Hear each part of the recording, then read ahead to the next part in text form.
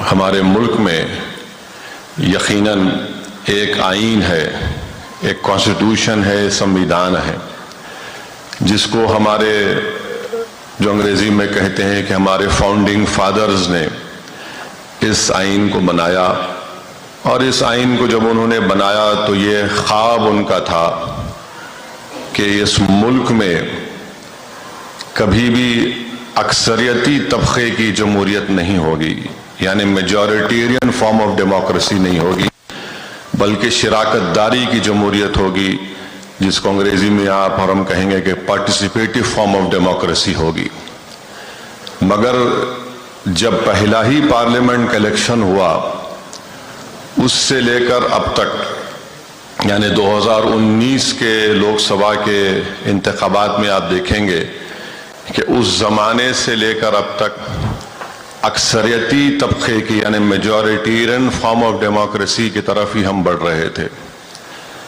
اور ایک نئی کتاب آئی ہے، ایک آکسفورڈ کے پی ایچ ڈی اسکالر نے لکھی ہے، جس میں انہوں نے ان تمام چیزوں کا ذکر کیا جو مجلس کے بزرگ 1960 سے کر رہے تھے، بلکہ اس میں ایک واقعے میں ایک انٹرسٹنگ بات اس میں انہوں نے بتائی، جو میں نے اپنے مرحوم والد سے بھی سنا تھا، کہ جب آئین بنایا جا رہا تھا، جس کو اسمبلی کہتے ہیں، کانسٹیٹیوٹ اسمبلی، اس میں مولانا ابوالکلام آزاد رحمۃ اللہ علیہ، مولانا حفظ الرحمان صاحب رحمۃ اللہ علیہ جب کبھی بھی مسلمانوں کے لیے ریزرویشن کی بات کرتے تو سردار پٹیل مسلم لیگ کے ان دو مسلمانوں کو استعمال کرتے اور حملہ کرواتے مولانا ابوالکلام آزاد پر، مولانا حفظ الرحمان پر، کہ آپ لوگ مسلمانوں کو مین سٹریم میں لانا نہیں چاہتے۔ اور اس وقت کی کانسٹیٹیوٹ اسمبلی میں یہ بات بھی کہی گئی تھی کہ اب آپ کو اپنی شناخت کو، ان تمام چیزوں کو چھوڑنا پڑے گا۔ بلکہ گووند ولبھ پنت نے جب اتر پردیش کے پہلے چیف منسٹر تھے، انہوں نے یہ کہا کہ یا تو تم کو مل کے رہنا پڑے گا یا پھر چھوڑ کے چلے جانا پڑے گا، یعنی آپ کی تہذیب تمدن کو۔ مگر آئین تو بن گیا، آئین میں تمام وہ باتیں لکھی گئیں جو اس کے برعکس تھی۔ آئین نے کہا کہ ملک کا کوئی مذہب نہیں ہوگا، ملک سب کو ایک طریقے سے دیکھے گا۔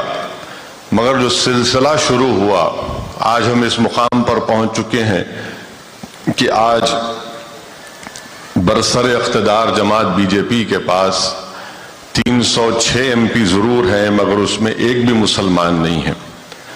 آج ان کے پاس ایک مسلم منسٹر نہیں ہے۔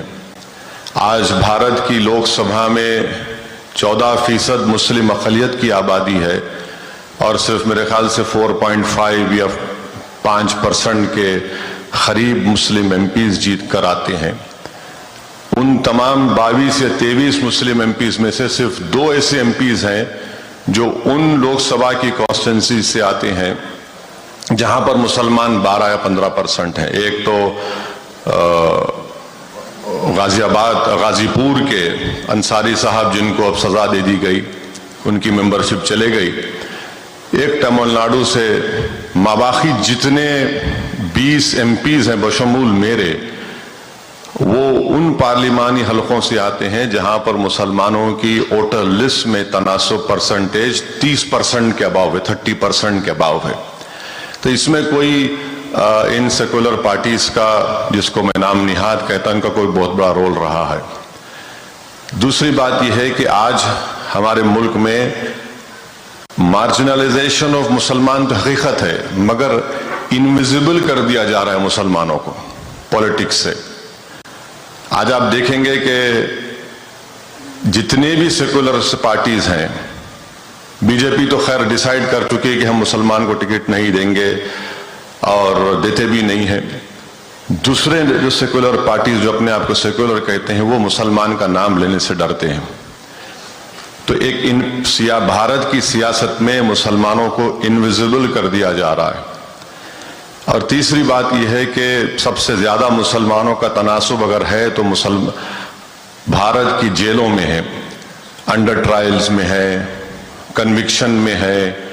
اچھا, حیرت کی بات یہ ہے کہ جو آخری data national crime records bureau کا آیا, جو اگر میرا حافظہ صحیح ہے تو اس میں یہ بتایا گیا کہ 24% انڈر ٹرائلز ہیں, اور جب کنوکٹڈ لوگ ہیں وہ قریب 8-9% کے قریب ہے.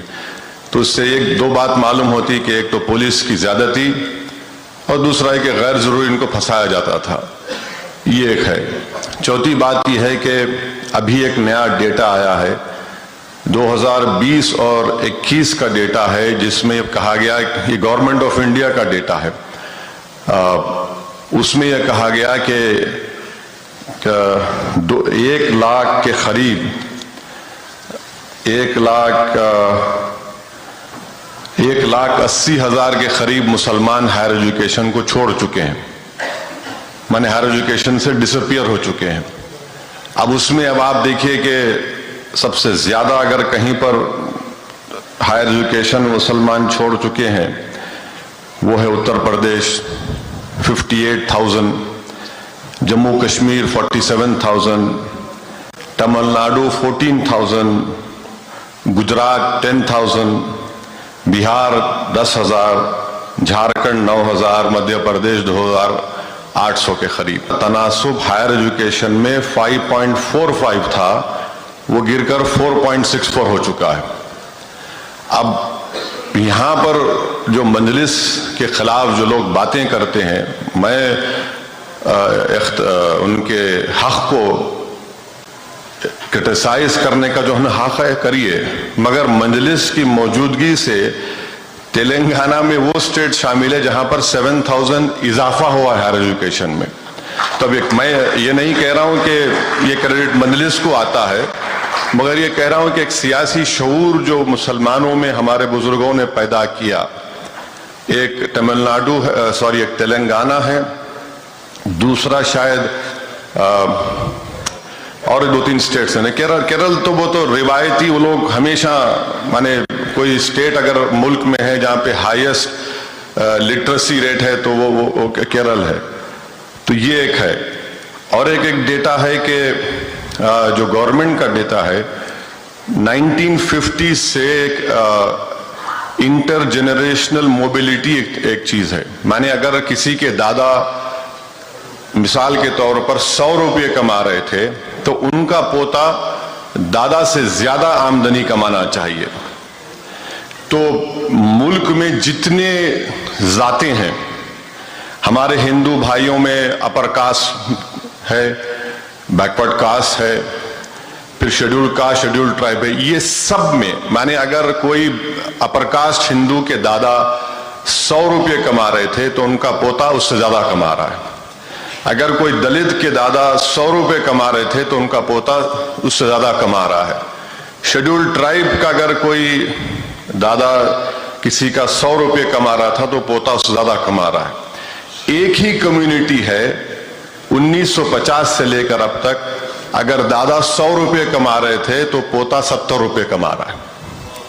یہ گورنمنٹ کا ڈیٹا ہے, میرا ڈیٹا نہیں ہے.